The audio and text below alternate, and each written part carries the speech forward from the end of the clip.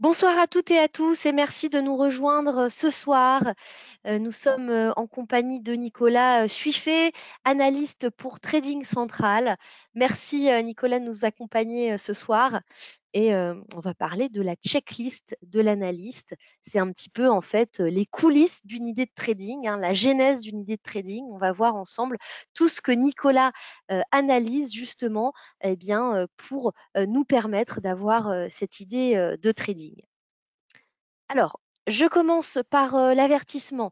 Je vous rappelle bien sûr que cette présentation est faite à titre indicatif, hein. C'est absolument pas des conseils, hein. Vous avez simplement une vision du marché qui va vous être présentée.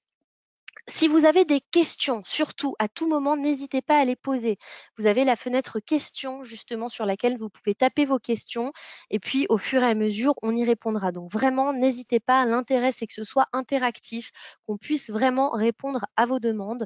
Donc, il ne faut pas hésiter à poser vos questions. Alors, avant que nous débutions, je vais vous montrer sur la plateforme IG, pour ceux d'entre vous qui ne reçoivent peut-être pas encore les idées de Trading Central sur les Turbo 24 où vous pouvez le retrouver. Donc, c'est extrêmement simple. Il vous suffit de vous rendre sur votre espace IG, donc que vous soyez en compte réel ou en compte de démonstration, d'aller dans l'onglet configuration et au niveau de communication marketing, en descendant tout en bas de cette section, vous voyez ici idées de trading et vous pouvez donc les cocher juste ici. Voilà, et vous les recevrez par email. Donc, à chaque fois qu'il y a une idée de trading, vous la recevrez par email. Il faut savoir que souvent, ces idées de trading également sont reprises en vidéo sur notre chaîne YouTube pour vraiment vous expliquer la marche à suivre pour pouvoir la mettre en application sur votre compte. Je vais dès à présent laisser la main à Nicolas pour la suite de la présentation. Merci Maëva et bonsoir à tous. Bienvenue donc dans ce webinaire qui va donc être consacré, comme le disait, comme l'indiquait Maëva, et vous expliquer un petit peu, pour ceux qui ne connaissent pas encore, comment sont réalisées les idées de trading que vous recevez donc lorsque vous vous inscrivez, comme Maëva vient de vous le montrer, aux idées de recommandation donc sur les Turbo 24. Donc, on va regarder un petit peu comment sont générées ces idées de notre côté. Donc, c'est un travail d'équipe, hein. D'ailleurs, je ne suis pas le seul à travailler sur ces recommandations. On est toute une équipe, donc à Trading Central. Moi, je gère la partie Europe, la recherche Europe, donc dans nos bureaux de Paris. Donc, une équipe de 4 analystes. Et donc, on a tout un bureau de recherche qui est dédié aux recommandations, aux vues de marché. Et donc, c'est un travail effectivement d'équipe. Je vais vous expliquer un petit peu sommairement pour que vous voyez un petit peu comment sont créées ces idées. Et puis, l'idée, c'est de vous donner effectivement, comme le disait Maëva, une checklist. Si vous voulez de votre côté regarder les marchés et essayer de les étudier, de voir ce qu'il est intéressant de regarder lorsque vous faites une analyse graphique. Je vais vous donner quelques conseils, voilà, une petite checklist pour démarrer en analyse technique.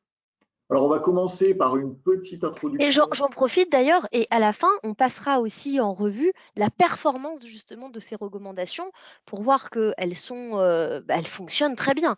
Donc vraiment, voilà, vous verrez, je dirais, en données réelles, le taux de réussite de ces idées de trading à la fin. Effectivement, c'est vrai que tu fais bien de le rappeler. Effectivement, la dernière partie, on fera le point effectivement sur le service, la performance du service depuis le début, effectivement. Donc ça ce sera tout à la fin. Donc un petit mot pour commencer sommairement sur l'analyse technique en général. Donc peut-être que nombreux d'entre vous connaissez déjà, mais pour les plus néophytes, c'est juste rappeler quelques éléments de base.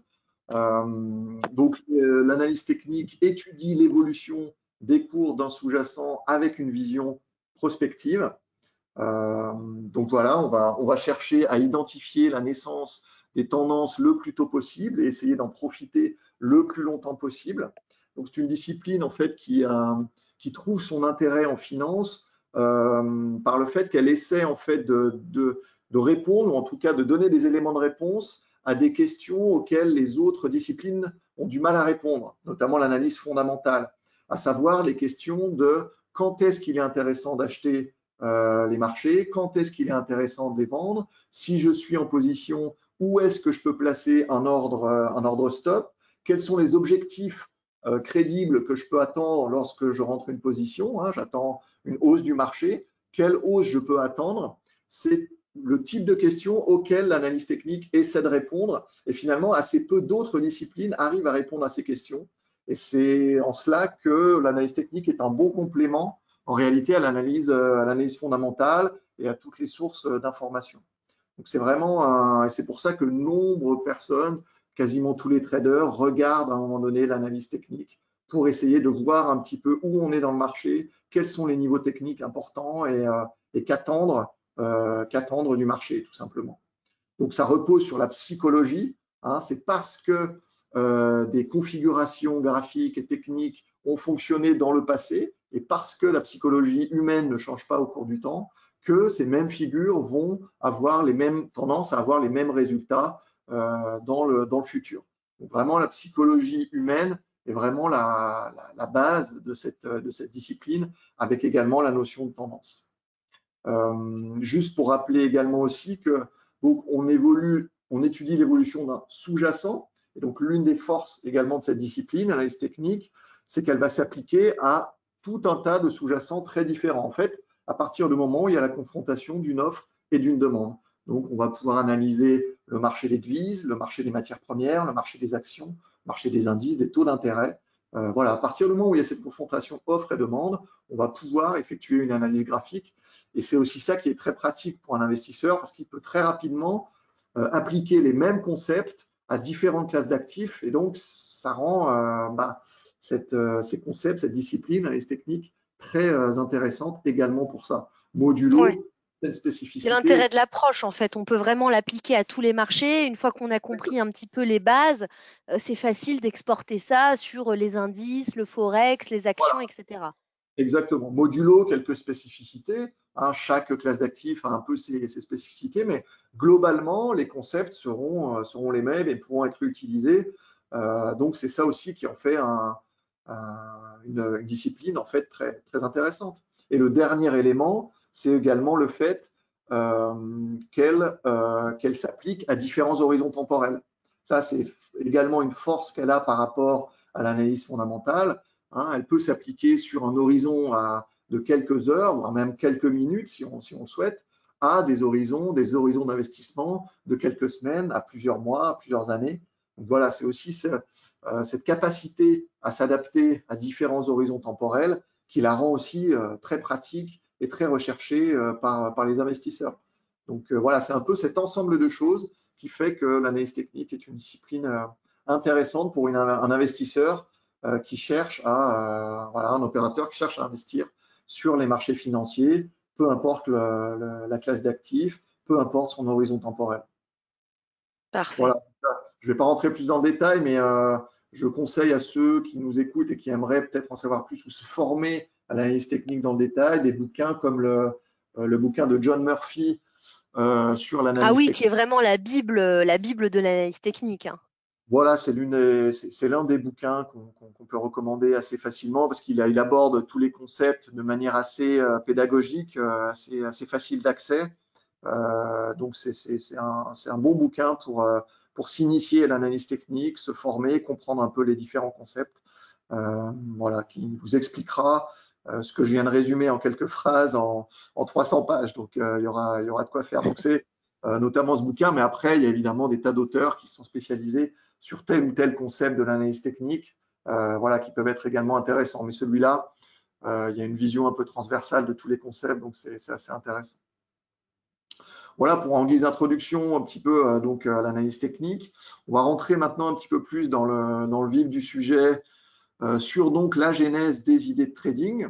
Donc pour ça, le mieux, je pense, c'est de vous montrer une recommandation et de vous expliquer un petit peu comment ça fonctionne. Donc là, vous voyez normalement à l'écran l'une des dernières idées de trading qui a été produite sur la Oui, on la valeur, voit bien. sur une action, sur ArcelorMittal. Donc, comme vous pouvez le voir, le rapport est composé de plusieurs parties. Donc, une première qui va s'attacher ici à vous indiquer quel est le produit choisi. Donc, on est sur des recommandations, donc sur des produits dérivés, hein, des Turbo 24, donc qui fonctionnent avec des barrières désactivantes. Donc, vous allez retrouver tous les éléments du produit, hein, son code ISIN, le nom du sous-jacent évidemment, l'émetteur Radius, la place de cotation, le sens de la recommandation, donc long ou short, hein, dans cet exemple long, donc c'est une recommandation d'achat. Et enfin, un élément très important ici, la barrière désactivante. Donc vous voyez ici, on donne le niveau 22,90.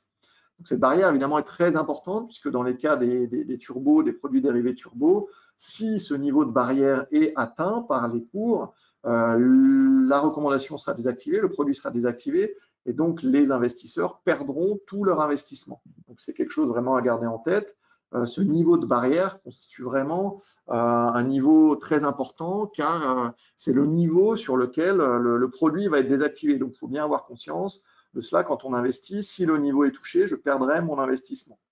Donc nous, ce qu'on fait généralement dans nos recommandations, et donc on peut le voir là dans cette deuxième partie où vous voyez l'analyse qui est produite avec un graphique, vous allez toujours avoir un niveau d'invalidation. Donc ça va toujours être le trait bleu sur le graphique. Hein. Donc ici, 27,80 € dans cet exemple sur ArcelorMittal. Et comme vous pouvez le voir, donc ce niveau ici de 27,80, il est bien supérieur au niveau de knockout, donc le niveau d'invalidation ici à 22,90.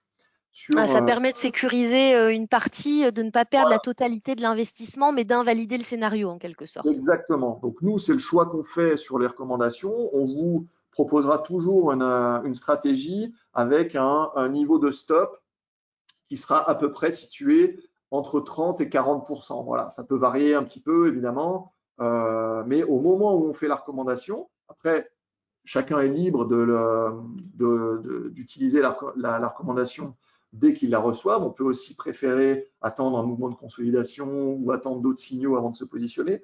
Mais en tout cas, au moment où elle est envoyée, on aura toujours un risque qui est à peu près de 30 à 40% du montant investi. Voilà, c'est le choix qu'on fait. Mais après, libre à chacun, évidemment, de choisir des produits plus risqués, hein, donc avec des barrières plus agressive, entre guillemets, plus proche du niveau de stop, voire même de choisir une barrière qui correspond au niveau de stop qu'on fournit nous-mêmes. Donc ici, vers 27,80, c'est aussi quelque chose qui est possible, voire même plus agressif encore. Ou à l'inverse, de prendre des recommandations, des leviers plus éloignés si on considère qu'un risque de 30 à 40% de son investissement, c'est trop important. Ça, après, c'est à chacun un petit peu de voir, de gérer son risque comme il l'entend. Mais nous, voilà, c'est ce qu'on propose au moment d'envoyer la recommandation et on essaie de garder ce même plan de trading pour chaque recommandation. Donc, ça ne va pas forcément varier. C'est également, Pour que ce ça soit nous permet, uniforme. voilà, pour que ce soit uniforme entre chaque recommandation, que les utilisateurs sachent un petit peu à quoi s'attendre, qu'ils ne soient pas surpris, que tout d'un coup, il y a un produit sur lequel on prenne énormément de risques, et à l'inverse, un autre, on en prenne beaucoup moins. Et puis, ça permet aussi d'avoir des résultats au final un petit peu cohérents, hein, d'éviter d'avoir des grosses surprises dans les résultats finaux. Donc, ça permet aussi d'avoir des résultats finaux un petit peu plus cohérents. Mais voilà, encore une fois, chacun est libre d'utiliser le produit qu'il le souhaite en fonction des niveaux techniques qui sont indiqués dans l'analyse technique. Donc là, vous voyez l'analyse technique, vous avez toujours un scénario préférentiel avec un point pivot, donc je l'expliquais ici, les 27,80 €, qui correspond au niveau de stop que nous, on conseille d'utiliser. Donc sur une recommandation journalière, donc sur une action, on va considérer que le niveau de stop, que la stratégie est invalidée quand on aura un cours qui aura réalisé une clôture journalière en dessous du niveau de stop ou en dessus si c'est une recommandation baissière. Dans cet exemple ici, si on a une clôture des cours en dessous des 27,80 €, donc en journalier, une clôture journalière, on peut avoir un spike, mais si on a une clôture journalière sous ce niveau des 27,80, on considérera que la recommandation est invalidée et à ce moment-là, le scénario alternatif s'enclenchera vers les cibles alternatives ici situées à 26 et 24,50 €. Donc, Oui, scénario, donc en fait, il y a deux scénarios en un. Il y a une première idée, et si jamais cette première idée venait à être désactivée, à ce moment-là, il y a un second scénario qui s'active.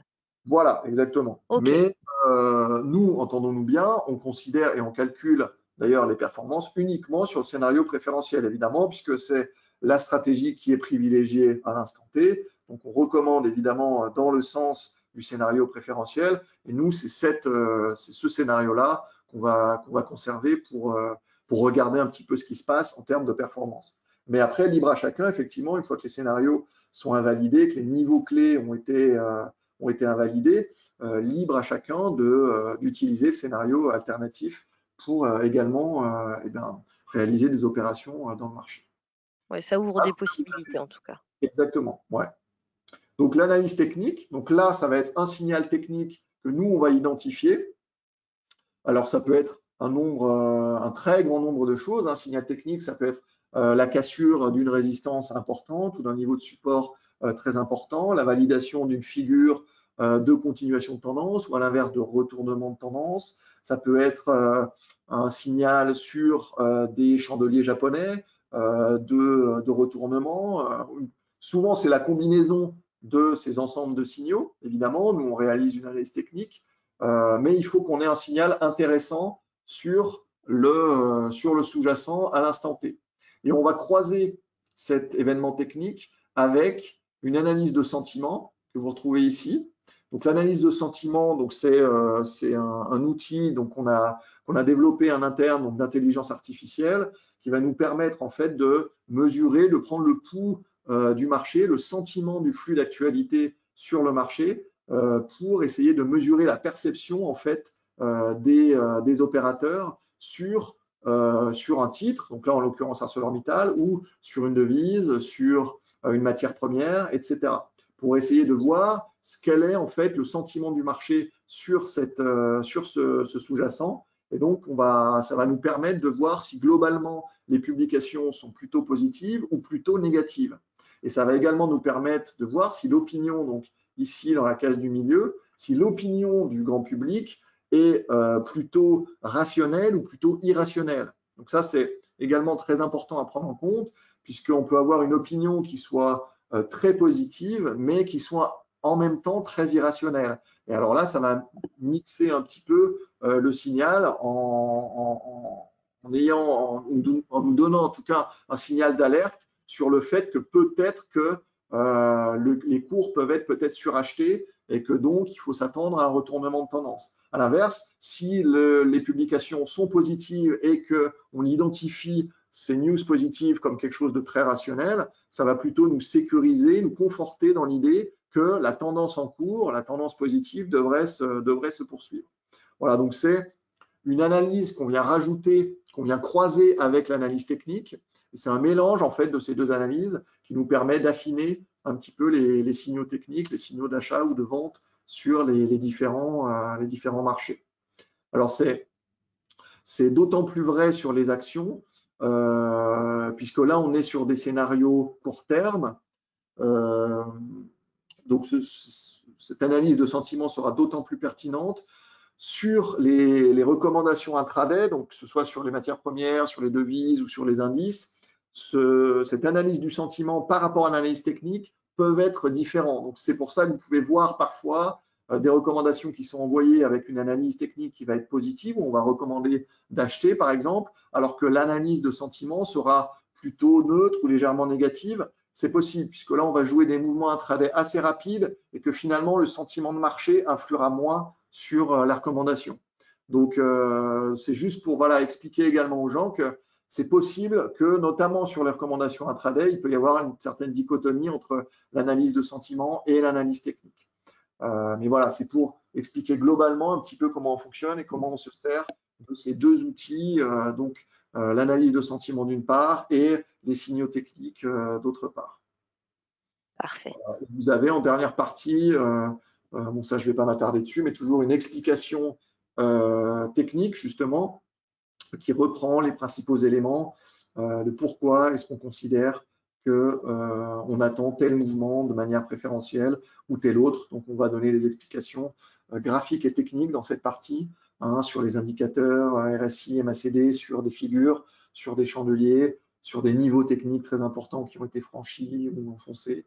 Voilà, et on récapitulera généralement la stratégie pour que ce soit le plus clair possible pour les lecteurs et pour les investisseurs potentiels. Voilà pour ce rapport. Je pense que c'était intéressant de revenir dessus pour que chacun voit bien un petit peu comment ils sont créés. Donc nous, voilà, on va le matin en arrivant regarder évidemment tous les flux news, voir si certains niveaux clés ont été franchis sur les contrats futurs majeurs. Donc on va regarder les futurs sur indices, évidemment, le S&P, qu'est-ce qu'il a fait pendant la nuit, les indices asiatiques, les principales matières premières et devises. On va regarder également sur les sentiments si on a eu des inflexions majeures sur chacune des classes d'actifs. Et grâce à ça, derrière, en fonction des signaux techniques qui apparaîtront, donc de manière intraday pour tout ce qui est indice, Forex et Como, ou de manière plutôt journalière, daily sur les actions, on va regarder en croisant ces informations avec des figures chartistes importantes, des chandeliers japonais, si on a quelque chose d'intéressant à proposer aux investisseurs aujourd'hui. Voilà. Et un dernier point important sur lequel j'aimerais revenir, c'est qu'on évite de vous proposer trop de recommandations qui vont dans le même sens dans un intervalle de temps restreint.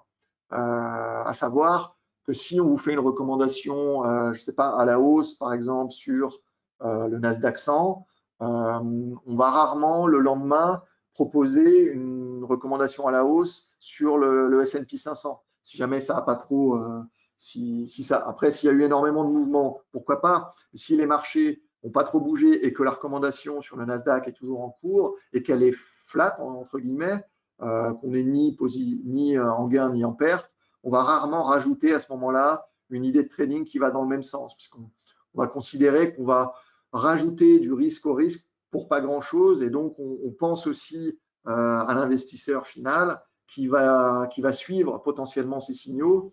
Et ça ne fait pas beaucoup de sens de rajouter, d'ouvrir une nouvelle position si elle n'est pas gagnante, hein, entendons-nous bien, si elle est gagnante, pourquoi pas, là même c'est même conseillé de rajouter, mais si elle n'est pas gagnante, on ne va pas proposer, même si le signal est toujours intéressant sur un autre indice connexe, on va rarement proposer le même signal. Voilà, donc on va éviter de faire un peu d'overtrading en faisant énormément de recommandations sur des indices, sur des sous-jacents qui sont supposés aller dans le même sens. Voilà, on va plutôt essayer de combiner différentes choses, et de même sur les actions, on ne va pas vous Ouais, proposer. parce que c'est aussi une diversification en fait. Exactement, on pense Voilà. globalement, on regarde un petit peu globalement toutes les positions qui sont encore en cours sur les signaux que nous avons donnés, tant que les niveaux de support, les cibles ou les niveaux de stop n'ont pas été atteints, on considère que la position est toujours en cours.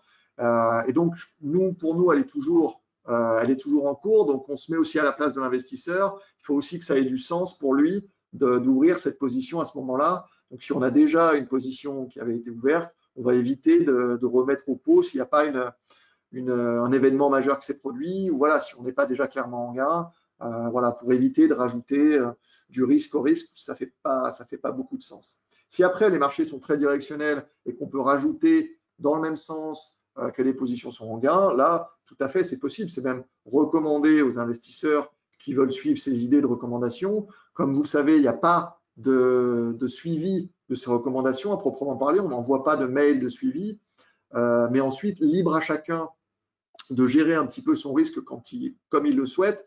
Et si la recommandation se passe bien et qu'on arrive, par exemple, à atteindre la première, la deuxième cible, rien n'empêche à ce moment-là, nous, on recommande, on va calculer qu'on est sorti de la position, mais rien n'empêche les investisseurs de conserver, de remonter leur niveau de stop par rapport au stop qu'on avait donné nous. Donc là, après, il faut un peu de pratique, un peu de connaissance pour le remonter, mais on peut par exemple remonter le niveau de stop à un niveau au niveau d'entrée de la position pour éviter que ça devienne une position perdante. Ah, la règle, c'est que lorsqu'on est en gain sur une position, la règle, c'est qu'on ne doit jamais repasser en perte.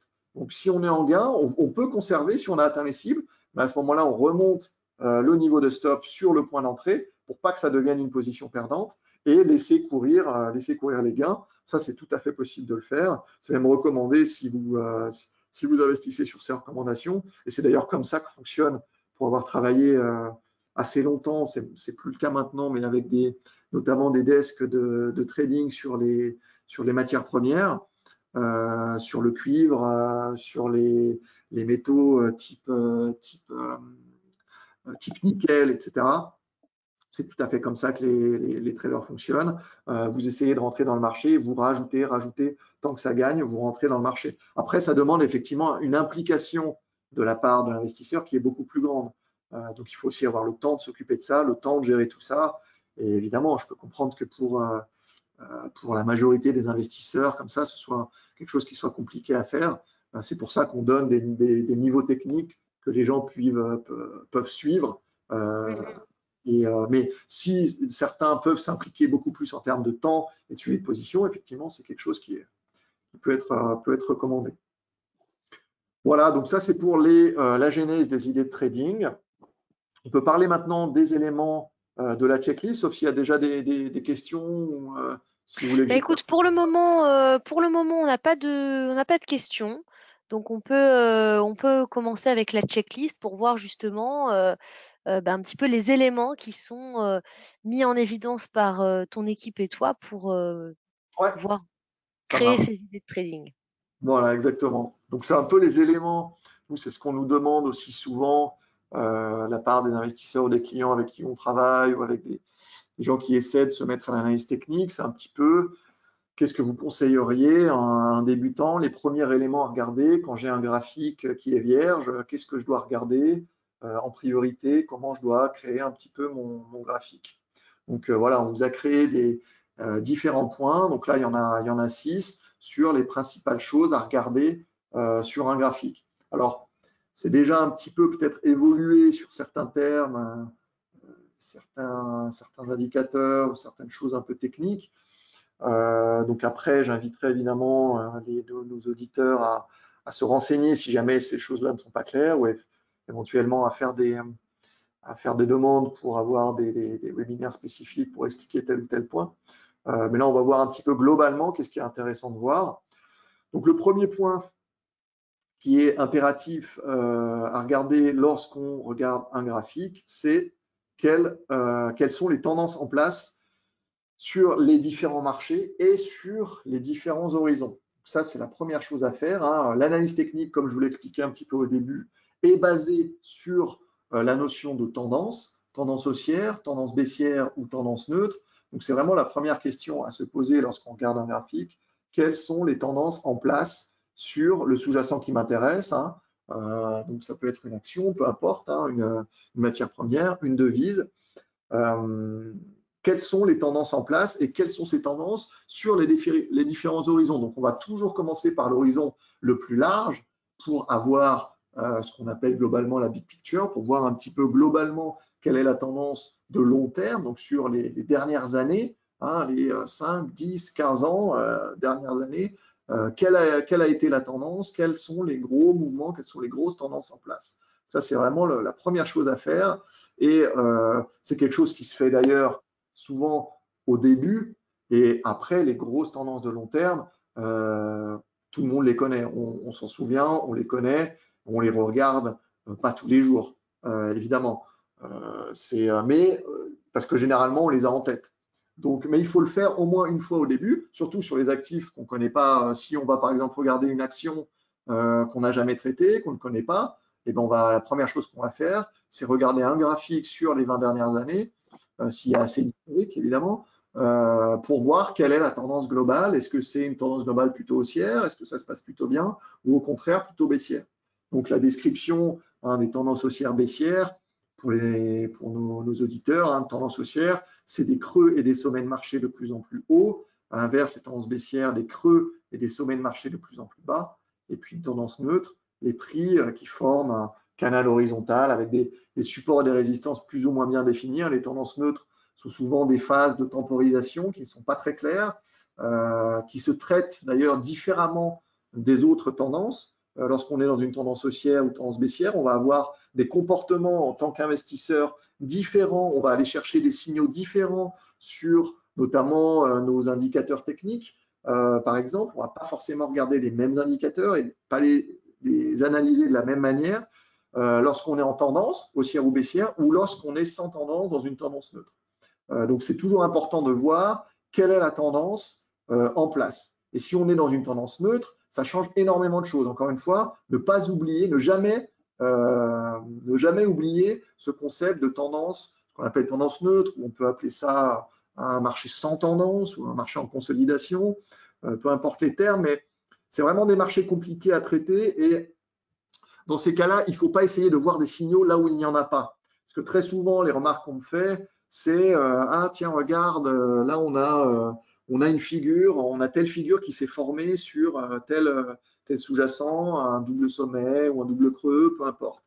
Sauf que quand on regarde le produit en lui-même, le sous-jacent, il n'y a pas de tendance en cours. On est dans une phase de consolidation. Donc il faut bien voir que les signaux techniques dans les phases de consolidation ont une importance bien, bien moindre et qu'il faut prendre avec beaucoup plus de pincettes que lorsqu'on est dans une phase de tendance. Oui, donc vraiment le premier élément, c'est déjà, est-ce qu'on est dans une phase de tendance avant d'aller chercher à identifier ne serait-ce qu'une figure? Exactement. Parce que cette figure n'aura pas de sens, puisque comme j'expliquais, les figures, c'est de la psychologie de marché. Hein, c'est soit une continuation d'une tendance qui est déjà en place, donc ça va être, cette psychologie va traduire le fait que le marché va marquer une pause avant de reprendre une tendance haussière ou baissière, ou au contraire, c'est un signal de retournement de tendance, donc un signal d'essoufflement de la tendance, mais dans tous les cas de figure, il faut qu'il y ait une tendance à la base. Et ça, souvent, on l'oublie un petit peu, souvent parce qu'on cherche aussi des signaux, on cherche à voir beaucoup de signaux. Quand on regarde ça, notamment tous les jours, on aimerait qu'il y ait tous les jours des signaux intéressants, pertinents, qui soient magnifiques à traiter. Ce n'est pas toujours le cas et souvent, on essaie de voir un petit peu des signaux là où il n'y en a pas, et notamment dans les phases de tendance neutre. Donc, c'est valable pour les figures, mais c'est valable aussi pour les gaps. Souvent, il y a des gaps, mais dans des gaps qui se forment dans des phases de neutralité, hein, dans des ranges. Ces gaps-là n'ont que très peu d'importance en réalité et doivent vraiment être traités avec prudence et regardés de manière différente que si c'est un gap qui nous permet de sortir d'une situation d'attente ou d'indiquer une continuation d'une tendance déjà en place ou au contraire d'un essoufflement de la tendance. On a aussi des gaps d'essoufflement, hein, les exhaustion gaps qui sont aussi très prisés à la fin d'une tendance. Voilà, mais encore une fois, tous ces éléments, il faut qu'il y ait une tendance au préalable qui soit en cours, donc c'est toujours Et très ça important. rejoint ce que tu disais tout à l'heure sur l'overtrading, c'est-à-dire que parfois, il faut accepter qu'il n'y ait pas de signaux sur un marché. Et voilà, même si c'est frustrant, bah, pas de signaux, pas de trading, et puis c'est tout. Ouais, exactement. Voilà, donc après, généralement, la parade contre ça, lorsque le marché est un peu sans tendance sur un horizon donné, souvent du court terme ou du moyen terme, la parade à ça, c'est de réduire l'horizon d'investissement pour aller chercher des signaux plus court terme, plus intraday, pour jouer des mouvements intermédiaires. Donc, dans des phases de range à court terme, à moyen terme, on peut trouver des idées à l'intérieur de ces phases, des idées haussières ou baissières, avec des signaux qui se forment sur des horizons de temps inférieurs. Donc c'est souvent un petit peu la parade à ça, sauf évidemment lorsqu'on est un investisseur de long terme, à ce moment-là, dans ces phases-là, on ne fait rien, on attend tout simplement. Mais ceux qui veulent continuer à traiter, notamment sur des produits dérivés, souvent on va chercher les horizons un peu inférieurs pour, entre guillemets, chercher des opportunités. Donc si on peut, peut-être juste, je vais vous montrer. Voilà, donc là, je suis sur la plateforme pour vous montrer un petit graphique. Donc, je suis sur un graphique sur le gold. Hop, donc juste pour vous montrer, je vais dézoomer un petit peu. Donc, on commence toujours. Alors, est-ce que j'ai. Oui, c'est l'historique. Donc, on voit les grosses tendances en place. Donc, on recommence toujours. Là, je suis sur un graphique hebdomadaire pour voir les mouvements. Donc, là, on remonte à 96, les gros mouvements haussiers sur l'or. Donc, on voit très clairement les mouvements haussiers, les tendances haussières se former, puis les retournements de tendance, les tendances de baisse, puis les phases de hausse. Donc, c'est important d'avoir tous ces mouvements en tête sur déjà un horizon très long terme. Et ensuite, on va se rapprocher, on va zoomer pour regarder ce qui s'est passé de manière plus proche de nous. Donc là, on voit le gros mouvement haussier. Donc depuis là, on est quoi 2018, 2019. Donc le gros mouvement d'accélération haussière jusqu'en 2020. Donc là, les creux et les sommets de plus en plus hauts. On est dans une tendance haussière sans aucun problème. Et ensuite, là, depuis 2020, on est entré dans une phase alors qu'on pourrait appeler, voilà, soit on peut appeler ça une phase de range, une phase latérale, de consolidation, comme vous voulez, mais en tout cas, une phase globalement de neutralité dans une tendance de fond, une tendance de long terme qui reste haussière. Donc c'est important d'avoir ça, notamment lorsqu'on est dans le mouvement ici de consolidation. Pourquoi c'est important de le savoir? Parce que ça va nous indiquer que si on cherche dans ces mouvements à prendre des mouvements baissiers, ce qui peut arriver en intraday, hein, comme j'expliquais, jouer des mouvements intermédiaires, c'est important de le savoir parce qu'on va avoir un comportement de prudence, savoir qu'on va avoir des cibles qui sont être réduites si on veut jouer la baisse, parce qu'on va toujours garder à l'esprit que la tendance de fond est haussière.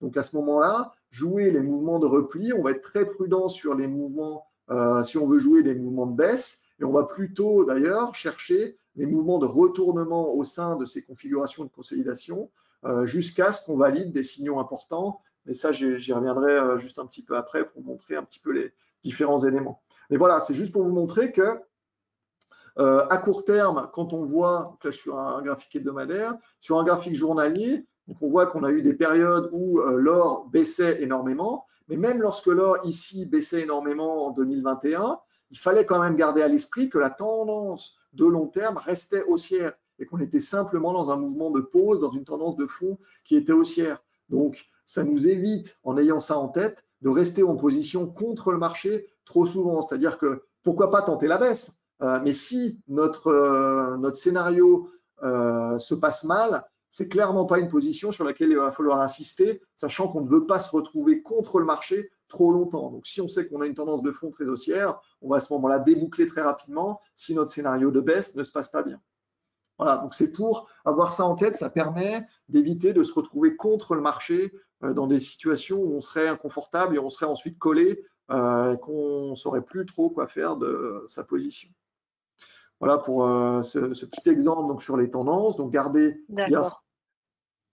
Ensuite, on va essayer d'identifier où sont les niveaux techniques importants. Donc, on va regarder notre graphique et on va placer des balises, hein, des niveaux techniques, des niveaux de support et des niveaux de résistance importants. Donc, si je reprends le niveau, si je reprends l'exemple du gold, ben, on va tout simplement essayer de chercher où sont donc de l'or, hein, quand je dis oui, le gold, c'est l'or. Donc, où sont les niveaux de support et les niveaux de résistance importants sur l'or? Donc, on va voilà, placer un très, très gros niveau de support horizontal autour des 1660 $ l'once. On va placer le niveau de résistance sur le précédent sommet. Et d'ailleurs, on a vu que récemment, le précédent sommet a été très, très intéressant sur les prises de bénéfices. On voit que ça a magnifiquement joué. Donc là, c'est aussi quand même, pour ceux qui doutent encore de l'intérêt de l'analyse graphique et des niveaux techniques en se disant mais les niveaux techniques, ça ne sert à rien. Là, on voit quand même très bien ce qui s'est passé sur l'or. Les prises de bénéfices, la hausse s'est vraiment arrêtée exactement sur les anciens sommets qui avaient été touchés donc en 2020. Vraiment, ça a été vraiment parfait. Donc j'ai une question. Oui, Sur le chat, justement, une personne me demande quelle est ta position par rapport aux mèches sur les bougies et qu'est-ce que tu préconises en termes de placement des supports, des résistances ou des lignes de tendance. Voilà. Est-ce qu'on prend en compte les mèches ou pas? Alors, ouais, ça c'est toujours un peu une question, j'ai envie de dire, je veux pas faire une réponse de Normand parce que je suis pas Normand déjà, mais j'ai envie de dire que ça dépend quand même. Ça dépend un petit peu de la configuration qu'on a. Et parfois, il est plus intéressant de regarder les niveaux en close que sur des mèches. Mais là, en l'occurrence, très clairement, sur un exemple comme ça sur le gold, je peux zoomer un petit peu parce qu'on ne voit peut-être pas bien à l'écran. Sur un exemple comme ça, là, c'est la mèche très clairement qui va compter puisqu'on a eu la première mèche ici donc en 2020 et on est revenu également la tester en faisant un énorme reverse sur le test des anciens points hauts. Donc là, clairement, c'est la mèche dans ce cas-là qui compte pour placer le niveau de résistance. En revanche, sur les obliques comme ça, on peut très bien souvent considérer que les niveaux de close peuvent être plus pertinents selon les configurations. Il n'y a pas vraiment de règles très précises. Il faut Mais observer et voir finalement là où on aura le plus d'impact, qu'est-ce en qui est le gros. plus intéressant? Et j'ai envie de dire que globalement, quand même, les mèches, ça vous assure un peu plus de sécurité. Euh, on peut anticiper en prenant les clauses un peu les choses parfois, mais si vous choisissez les mèches, vous serez toujours dans un effet un peu plus sécure, entre guillemets, dans votre signal. Vous assurez un petit peu plus votre signal. Là, Ouais, c'est sur le peut-être gold, moins réactif, mais du coup, c'est plus sûr, quoi. là, par exemple, sur le gold, pour aller peut-être directement dans le vif du sujet, euh, bon, je voulais en parler juste après, mais on peut en parler maintenant. Sur le gold, par exemple, ici, donc on a eu la mèche ici sur les points hauts à 2070. En revanche, donc il y a deux scénarios possibles. Moi, je considère que si les cours repassent au-dessus de la zone des 1990 $, là, la tendance pourrait repartir haussière sur les cours de l'or et qu'on aura une assez forte probabilité d'une reprise de la tendance de fond qui reste positive, en dépassement des 1990 $. En revanche, pour quelqu'un qui veut prendre moins de risques, effectivement, il peut tout à fait attendre la confirmation des dépassements des anciens sommets. Et là, il y aura plus de certitude, encore plus de probabilité qu'on est dans une phase de reprise de la tendance de fond haussière. Mais évidemment, si on attend le dépassement de cette zone-là, le timing de marché va être un petit peu différent. Pour un investisseur de long terme, ce ne sera pas gênant parce que lui, il va pouvoir encaisser les replis de marché, parce que très souvent, quand on fait des nouveaux plus hauts, on a bien souvent des phases un peu, comment on pourrait appeler ça, des phases d'incertitude, où on va casser un petit peu le précédent sommet, puis finalement rebasculer dedans dans la phase de range avant de repartir plus certainement à la hausse. Donc il faut encaisser un petit peu les phases de repli intermédiaire. Et pour un investisseur de long terme, ça ne posera pas de problème. En revanche, voilà, on peut considérer, moi en tout cas, je considère sur une configuration comme ça, si l'or repasse au-dessus des 1990 $, c'est pas au point près, hein, mais c'est cette zone-là, je considérerais que la mèche avec la figure en avalement baissier ou quasiment un avalement baissier qui s'était formé sera invalidée et donc la probabilité de repartir dans une tendance de fond haussière sera assez importante. Mais d'ailleurs, là, pour parler un petit peu stratégie, typiquement là sur une configuration comme ça sur l'or, donc vous voyez que là, je vous ai dessiné la configuration ici de range dans ce petit canal de consolidation. Vu la mèche ici qui s'est formée sur le bas, on peut très bien essayer de jouer, c'est ce que j'expliquais avant, comme là sur un horizon court terme, moyen terme, on est un peu dans une phase de consolidation un petit peu neutre. Rien ne nous empêche d'essayer de jouer le rebond du gold à l'intérieur de ce petit canal pour essayer d'aller chercher le sommet du canal et en dépassement la zone de résistance clé vers les 1990 $. Ça peut faire un trade très court terme, ça peut prendre quelques jours, parfois ça peut aller vite, ça peut prendre quelques heures ou quelques jours pour aller chercher cette zone. C'est des choses qu'on peut travailler, qu'on peut essayer de chercher en intraday. C'est d'ailleurs quelque chose qu'on avait pensé à faire, pour tout vous dire, hier. On n'a finalement pas fait, mais c'est un scénario qu'on avait en tête sur le test de la borne basse de cette figure de consolidation sur l'or. Donc, Voilà, ça donc aurait pu être éventuellement une possibilité, quoi.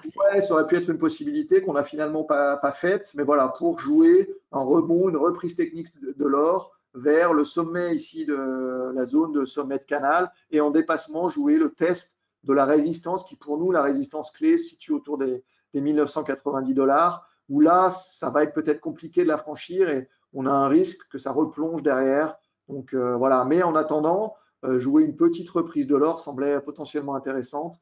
Bon, voilà, ça n'a pas été envoyé, mais en tout cas, voilà, c'est le type de scénario qu'on peut aller chercher, donc en réduisant un petit peu les intervalles de temps sur les différents produits. Voilà, donc placer les niveaux. Donc les niveaux de Fibonacci, j'en ai pas parlé, mais voilà, notamment, alors si on parle de l'or, un conseil aussi que je peux donner à ceux qui nous écoutent aujourd'hui, sur l'or, le niveau de Fibonacci des 50%, ça c'est quelque chose qu'il faut toujours regarder, toujours placer sur un graphique, parce que Ouais, c'est c'est ce quelque qu'on appelle un must, quoi. C'est vraiment, il faut au moins mettre ça pour pouvoir identifier des opportunités, quoi. c'est quelque chose, donc tous les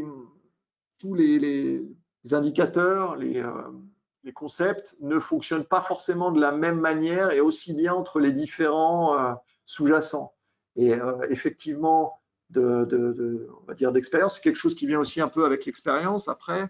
Et effectivement, d'expérience, le niveau des 50% de retracement sur le gold, c'est quelque chose que tout le monde regarde parce que ça marche souvent extrêmement bien et que ce soit sur tous les horizons temporels.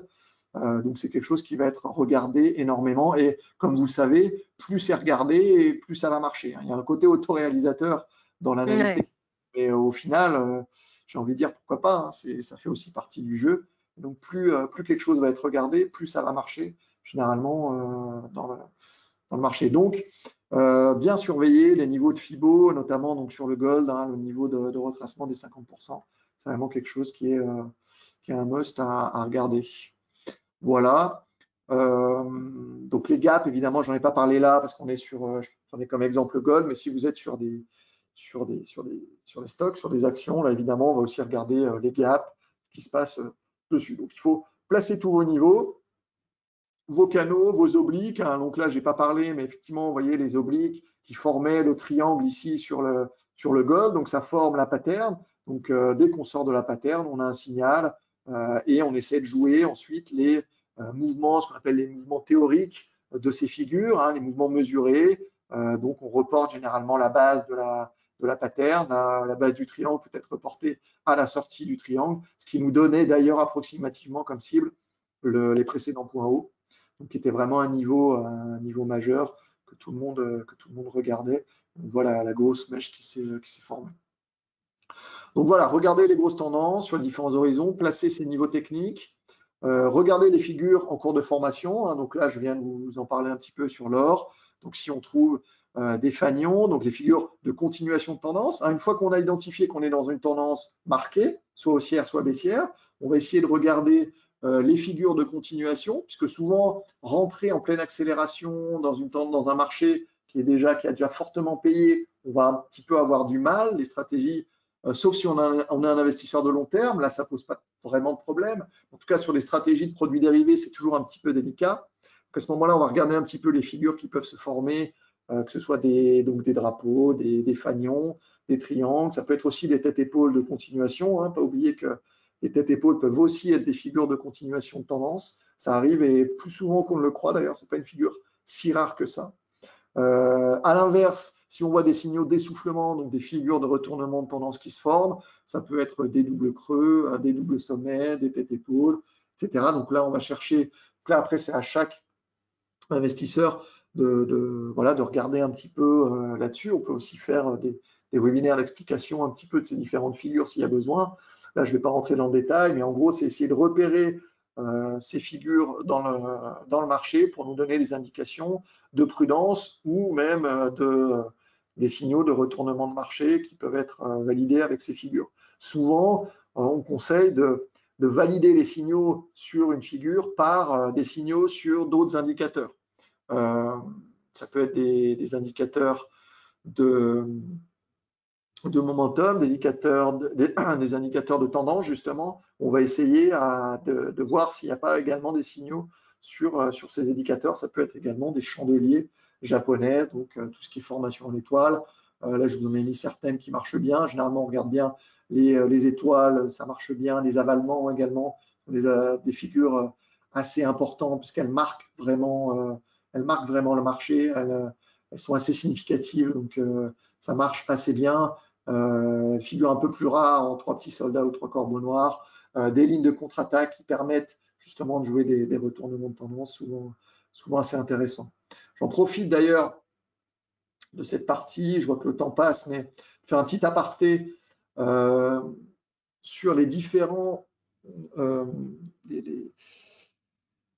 outils que vous pouvez utiliser pour composer votre graphique. C'est aussi des questions qui reviennent assez souvent en disant quels indicateurs on peut mettre. Parce que il faut savoir en fait que vous avez différents types d'indicateurs qui correspondent à des classes d'indicateurs différentes. Vous allez en gros avoir 4 classes d'indicateurs, hein, des indicateurs de tendance, type moyenne mobile, des indicateurs de momentum, type RSI, type type stochastique, par exemple, des indicateurs de volatilité, type bande de Bollinger, des indicateurs de volume. Et donc, ces 4 types d'indicateurs, souvent, on recommande déjà de ne pas utiliser trop d'indicateurs en même temps sur vos graphiques. Donc, généralement, privilégier 4 ou 5 indicateurs maximum et éviter de choisir des indicateurs qui appartiennent à la même catégorie. Donc, éviter de mettre un RSI et un stochastique. Ça a assez peu de sens et ça va plutôt brouiller. Ouais. C'est ça, ça va pas aider dans la prise de décision, Ouais, justement, hein, au exactement. contraire. L'idée, c'est de mélanger un petit peu toutes les classes d'actifs, donc entre le momentum, la tendance, la volatilité et les volumes, de mélanger ces classes d'actifs pour avoir au final une analyse cohérente et un graphique cohérent. Donc, par exemple, mélanger un RSI et un MACD, plus des bandes de Bollinger, ça fait du sens. Et des moyennes mobiles, ça fait du sens. Vous pouvez remplacer le stochastique, le RSI par le stochastique, par exemple. Ça peut faire du sens. Mais voilà, éviter d'accumuler les mêmes classes d'actifs, des mêmes indicateurs d'une même classe d'actifs sur un même graphique, au risque d'avoir finalement des signaux qui vont être un peu brouillés et où finalement ça va pas qui ne seront pas complémentaires en tout cas. Voilà, donc c'était juste un petit aparté sur comment composer un petit peu vos graphiques quand vous les regardez. Voilà, donc le quatrième point, ça va être regarder les moyennes mobiles, donc dans quelle direction pointent les moyennes mobiles. Pourquoi c'est important?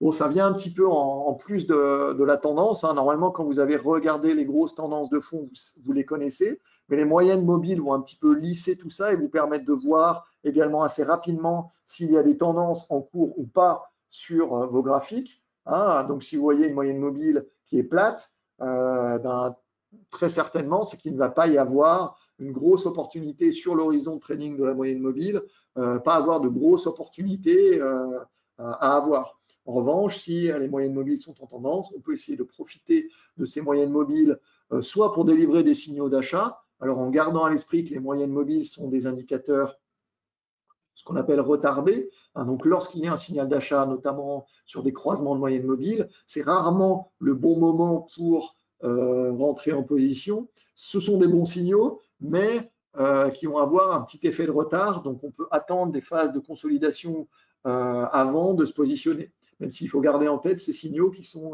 intéressants. Donc, on peut utiliser ces moyennes mobiles, ces croisements de moyennes mobiles pour avoir des signaux.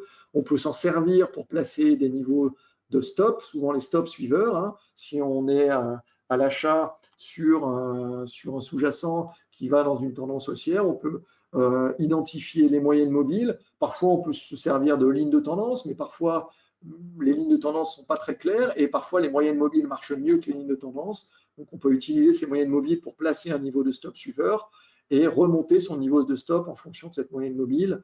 Et tant que les cours se situent au-dessus de cette moyenne mobile, parce qu'on a jugé bon, on a jugé qu'elle était pertinente dans le passé, eh bien, on va rester en position et on sortira une fois que les cours auront franchi la moyenne mobile. Donc, regarder où pointent les moyennes mobiles, c'est aussi toujours important pour voir quelles sont les tendances, voir s'il n'y a pas de tendance. Hein. Encore une fois, j'en reviens toujours un petit peu à ça aussi, mais ça permet aussi d'identifier en se disant finalement, mais attendez, là, toutes mes moyennes mobiles à 20, à 50 jours sont plates. Bon, ben, c'est globalement, si vous avez ça, vous avez peu de chance, sauf un événement de marché vraiment très fort d'un point de vue fondamental, vous avez peu de chance, ou une sortie de figure très claire, vous avez peu de chance qu'il y ait énormément de mouvements directionnels à attendre. Donc voilà, c'est des éléments à regarder. Donc les moyennes mobiles sont des outils à utiliser pour éviter également de se retrouver à contre-tendance dans un marché qui a un directionnel fort. C'est aussi en ça que c'est intéressant. Ça rejoint un petit peu ce que je disais au début, quand il faut identifier les tendances pour éviter d'être à contre-tendance, justement. C'est un peu pareil sur les moyennes mobiles.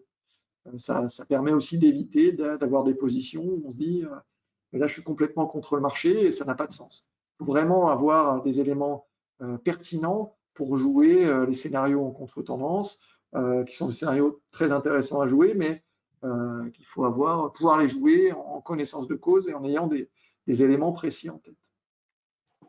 Voilà, regardez également les oscillateurs ensuite.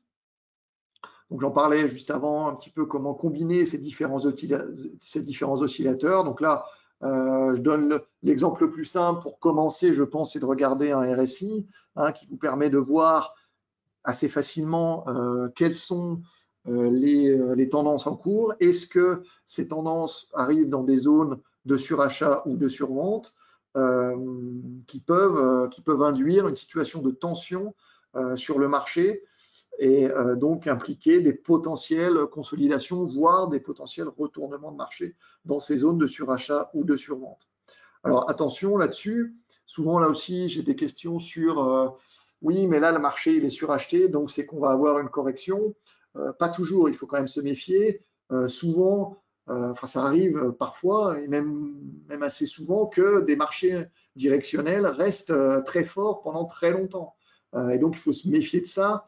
Si on prend simplement l'exemple du Nasdaq au cours des dernières années, il était très suracheté sur des horizons de temps très différents, très variés, même les plus anciens. Et pourtant, ça continuait de monter, donc j'exclus ce qui s'est passé depuis le début de l'année, évidemment, hein, mais c'est pour expliquer que voilà, les marchés peuvent être surachetés très longtemps, donc il ne faut pas s'emballer non plus, et il faut identifier quelles sont aussi les zones de surachat qui peuvent être assez marquées. Elles ne sont pas toujours au même niveau. On a coutume de dire que, par exemple, une zone de surachat, c'est 70% sur le RSI, mais souvent, il est bon de l'ajuster. Donc là, vous voyez le RSI sur la plateforme qui est paramétré donc ici avec une zone de surachat à 70, une zone de survente à 30. Donc c'est globalement, et une période de 14, c'est globalement ce qu'on recommande en moyenne sur les classes d'actifs.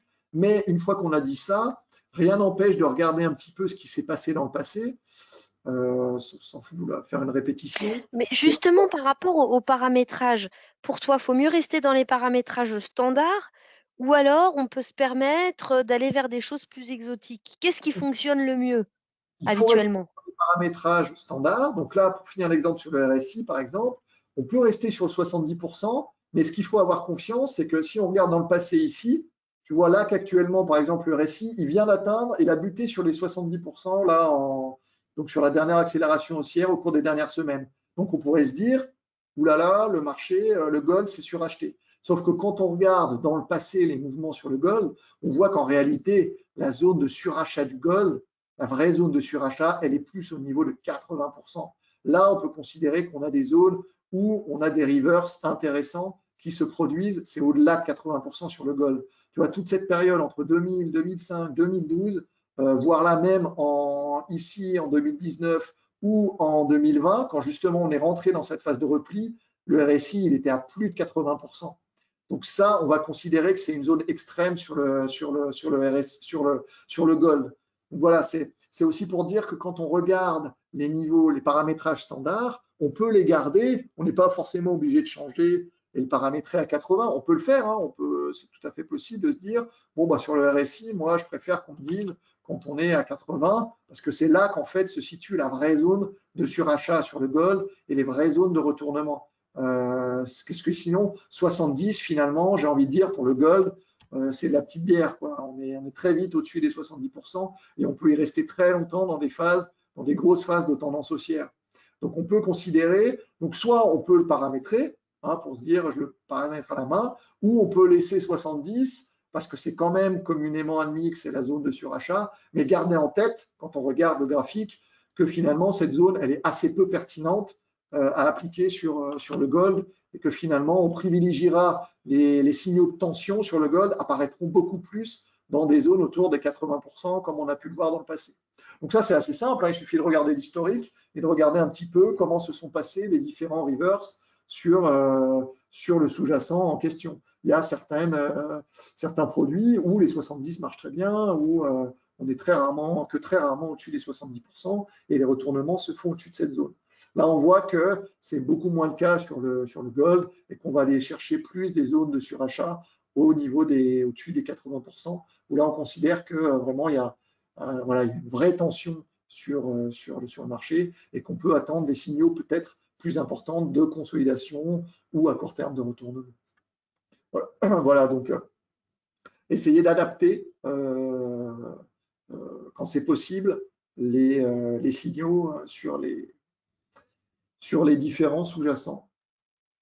Voilà, voilà, donc je ne vais pas revenir là-dessus, hein. Donc les divergences, ouais, je ne vais pas m'attarder, mais effectivement, les divergences sur les indicateurs, ça revient un peu à ce que je disais là, c'est-à-dire qu'il faut jouer des divergences. Il est préférable de jouer, il faut soit jouer une divergence lorsqu'elle est validée s'il y a un directionnel qui était très fort. On peut pourquoi pas jouer ces divergences sur les C'est indicateurs. comme les figures, il faut qu'il y ait de la tendance pour que la divergence puisse être efficace, quoi. Ouais, déjà, mais sur les divergences, je dirais encore mieux, là où elles sont le plus efficaces, c'est quand elles apparaissent dans des tendances intermédiaires, c'est-à-dire on a un rebond technique dans une tendance baissière, tendance de fond qui est baissière, on a un rebond technique qui se met en place sur plusieurs jours, plusieurs semaines, pourquoi pas. À ce moment-là, quand la divergence apparaît, dans cette tendance de rebond intermédiaire, dans la tendance de fond qui reste baissière, là, le signal, il est vraiment intéressant à jouer. Il est plus intéressant parce que la probabilité sera plus grande encore de reprendre la tendance de fond. Voilà. Mais ça n'empêche pas de jouer les divergences sur des directionnels très forts. Il faut juste se méfier et souvent elles mettent du temps, elles mettent énormément de temps à se valider ces divergences-là, donc il faut être prudent. On a pu le voir d'ailleurs, voilà, je parlais du Nasdaq par exemple il y a quelques instants. La divergence sur Nasdaq, elle a fini par se valider en début d'année, mais combien de temps ça a pris pour qu'elle se valide? Elle était en place depuis de longs mois sur tous les indicateurs de tension qui existaient. Tous les analystes les voyaient, mais voilà, de là à la jouer, il a fallu attendre d'autres signaux, une vraie confirmation avant de pouvoir vraiment jouer une correction dessus. Qu'après, ça n'empêche pas de tenter des coups, hein, de jouer, de tenter des choses. Mais voilà, faire attention que dans des directionnels très très forts, les divergences peuvent mettre beaucoup de temps à se valider. Et c'est d'ailleurs les configurations de marché qui sont les plus difficiles à traiter en réalité, parce qu'on a des signaux de prudence qui viennent de partout des indicateurs, et en même temps, on reste dans une tendance de fond qui est très forte.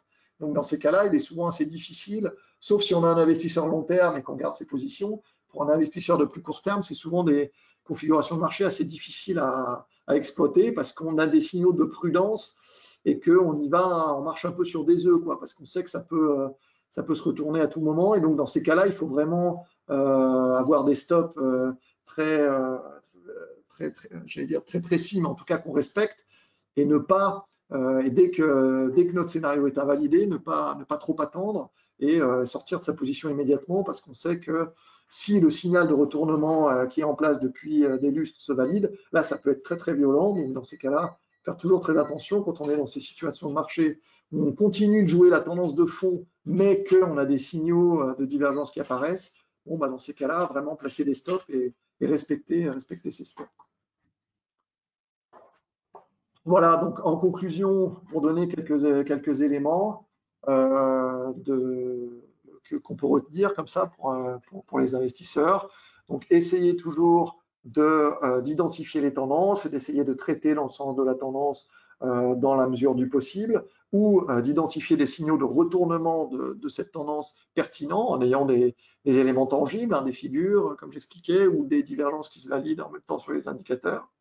On peut, les règles aussi, généralement, et c'est généralement le contraire de ce qu'on fait, c'est-à-dire laisser courir les gains et couper les pertes. Généralement, on constate que la plupart des investisseurs, en tout cas qui commencent, font le contraire. C'est-à-dire qu'on coupe très vite ses gains quand on a des gains, et au contraire, on laisse courir les pertes parce qu'on se dit que ça va revenir, on se dit Ouais, c'est la même chose chez nos clients. ouais, c'est généralement le mauvais Ouais. réflexe, mais j'ai envie de dire que c'est humain, hein, c'est naturel. On est tous comme ça et on a tous fait cette erreur quand on a commencé. C'est-à-dire que dès qu'on avait en gain, oulala, on a vite peur que ça se retourne, donc finalement je prends mes gains, c'est fait. Par contre, quand on est en perte, on se dit, ah, je vais quand Voilà, on même. est convaincu que ça va remonter. Non, non, c'est pas grave, je décale mon stop, ça va revenir dans mon sens, Donc j'y ça, c'est crois, vraiment des choses j'attends. qu'il faut éviter, moyenner à la baisse. On dit toujours qu'on peut moyenner à la hausse, que j'expliquais, hein, si on est en gain, remonter ses niveaux de stop pour garder une position qui ne soit pas perdante quoi qu'il arrive. couper ou prendre ses positions. Mais en tout cas, on peut laisser courir les gains et remonter ces niveaux de stop. C'est tout à fait des stratégies qui peuvent être tentées. Après, bon, ça vient aussi un petit peu avec l'expérience et il faut voir les niveaux qui ont été atteints aussi. Parfois, on atteint un niveau tellement évident, tellement énorme.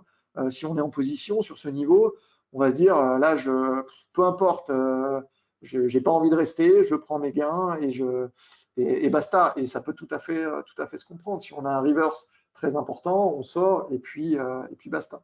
Mais si les choses se font en douceur, si on arrive sur notre niveau, notre objectif qu'on s'était donné, si on y arrive assez tranquillement et qu'il n'y a pas de réaction de marché, toujours aussi important ça de regarder quelle est la réaction du marché quand on atteint un niveau. Est-ce que justement vous voyez une mèche par exemple qui se forme? Est-ce que vous voyez voilà, une réaction du marché quelconque? S'il n'y a aucune réaction de marché, bon, bah, j'ai envie de dire, c'est que ce niveau finalement n'est pas considéré par les opérateurs comme si important que ça. Peut-être que c'est moi qui ai mal identifié ce niveau, ou peut-être tout simplement que voilà, bon, l'analyse technique, ça reste une discipline comme une autre. Hein, tous les niveaux ne marchent pas aussi bien.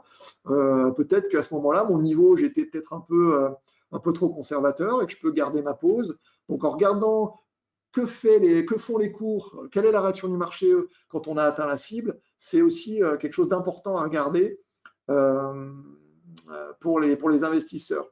Et de même, d'ailleurs, quand on est sur un niveau qu'on considère, nous, un niveau pivot, hein, donc nos niveaux de stop, regardez quelle est la réaction du marché sur ce niveau, c'est aussi également très important. Parfois, si on vient sur le niveau et qu'on a une grosse mèche qui se forme, à ce moment-là, on peut considérer, comme je le disais en début, que si on n'a pas une clôture journalière, une clôture en 30 minutes, 60 minutes en intraday au-dessus ou au-dessous du niveau, on peut considérer que s'il y a eu une réaction importante, c'est que le niveau, il était valable et que ça vaut peut-être le coup de garder là la position et d'attendre vraiment une clôture sous le niveau clé qu'on avait identifié.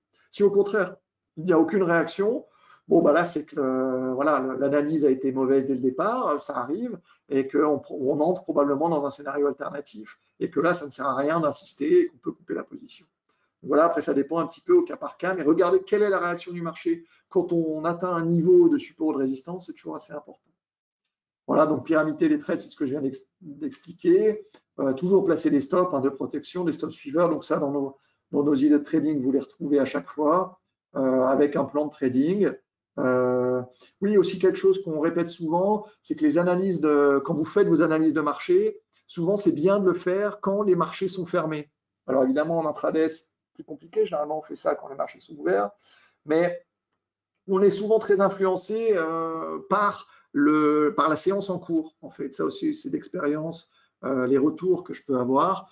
C'est que la séance en cours, si elle est haussière, et d'autant plus quand la séance en cours, elle est assez volatile, elle est assez directionnelle, hein, que ce soit une grosse séance haussière ou une grosse séance baissière, souvent on peut avoir tendance à se laisser un petit peu emballer dans la séance et être un peu influencé par la tendance immédiate, quoi. Voilà, ça accélère, ça accélère. Et si on n'est pas dedans, on se dit, oulala, ça accélère, je ne suis pas dedans. Souvent, faire ces analyses en dehors des ouvertures, des horaires d'ouverture des marchés, ça permet souvent d'avoir la tête froide et d'avoir des niveaux techniques, de savoir où ils sont placés. Donc, c'est souvent mieux. Après, on ne peut pas toujours le faire, mais voilà, c'est un conseil que je peux donner également, de regarder un petit peu ça quand les marchés sont fermés. Et puis voilà, être patient, hein, je crois que c'est l'une aussi des clés, notamment lorsqu'on débute. Hein, souvent, au début, on fera des erreurs, tout le monde en a fait, et même avec de l'expérience, on continue de se faire avoir par les marchés, de se faire tarter, de se prendre des paumes.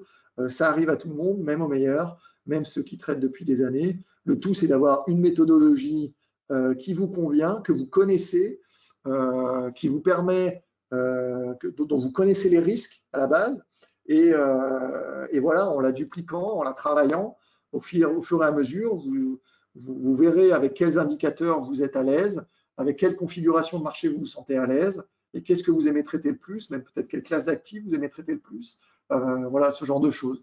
Donc il faut être patient, il faut s'entraîner Et se connaître, hein, apprendre à se connaître, c'est ça, c'est voilà, prendre le temps aussi. à se connaître. Exactement. Voilà, donc j'ai juste peut-être pour conclure, parce que je suis un peu en Voilà, retard. passons à la performance de ces idées de trading, justement. Maintenant que vous savez comment elles sont créées, eh bien, découvrez comment elles fonctionnent justement. Exactement. Donc c'est dit donc avec toi Maëva et puis avec l'ensemble des équipes d'IA que ce serait bien de faire un petit bilan. Effectivement là ça fait plus d'un an maintenant qu'on a commencé les idées de trading. Donc même pour nous c'était intéressant de faire un peu le bilan et de voir comment ça s'était passé tout simplement. Donc on a fait ce petit bilan. Alors comme il n'y a pas de follow-up, hein, donc d'alerte qui vous dit quand sortir de la position. Donc les règles qui sont retenues pour ces idées sont les suivantes. Donc on va considérer que lorsque la recommandation est envoyée, donc on entre au cours au moment où la recommandation est envoyée. Si les cours atteignent le stop loss en clôture, donc en clôture 60 minutes sur les recommandations intraday ou en clôture journalière sur la recommandation sur les actions daily. Si le stop est touché donc en clôture, on va comptabiliser un niveau de stop. Si la première target est atteinte et ensuite le niveau de stop est atteint, on va considérer qu'on a atteint une cible, une target. Et si la première cible est atteinte et la seconde cible est atteinte, on va considérer qu'on a atteint deux cibles, tout simplement. Et donc les résultats de nos recommandations donc sur l'année 2021, sur l'ensemble de l'année 2021, donc il y en a eu 119 recommandations de fait. Donc voilà, on est sur une dizaine de recommandations par mois en moyenne. Il y a des mois, des périodes où il y a moins de recommandations. Ça peut dépendre un peu du marché. Ça dépend aussi un petit peu des périodes. Hein. Par exemple, le mois d'août ou la fin de l'année, le mois de décembre, deuxième partie du mois de décembre par exemple, où là généralement il y a beaucoup moins de choses à faire. Donc il y a un nombre de recommandations qui est beaucoup moindre. Et donc on est globalement sur une dizaine de recommandations par mois. Donc le nombre de cibles atteintes, donc quand on comptabilise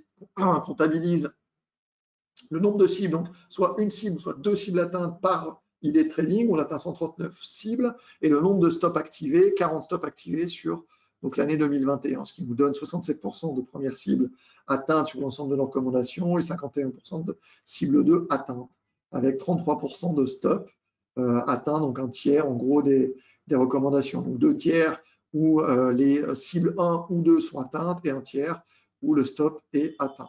On est voilà, de notre côté, plutôt satisfait des résultats obtenus sur ces recommandations. On a aussi voulu voir, pour être parfaitement transparent, honnête, quels sont les sous-jacents qui marchent le mieux et quels sont les sous-jacents qui marchent le moins bien.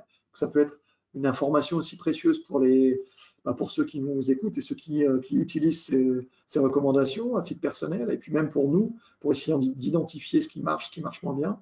Donc on a vu que c'est les recommandations sur l'or qui marche le mieux. Donc, on a sur toute l'année une cible 2 qui a été atteinte 72% du temps sur la recommandation sur l'or et un stop de protection qui a été atteint uniquement 13% du temps.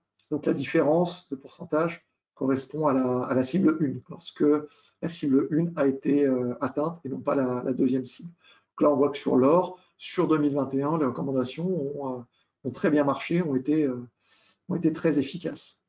À l'inverse, le moins bon sous-jacent, c'est sur la devise du dollar canadien, où là, on a seulement 25% du temps atteint la cible 2 sur la recommandation et le stop qui a été, lui, au contraire, atteint 75% du temps.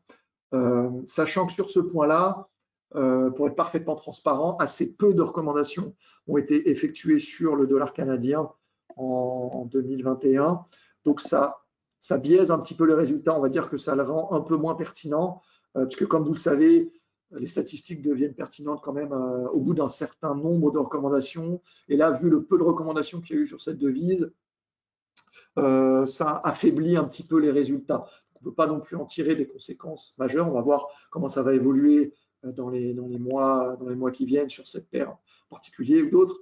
Mais voilà, c'était un petit bémol que je voulais apporter sur, en tout cas, cette parité. Il y a eu énormément plus de recommandations sur l'or en 2021 que sur le dollar.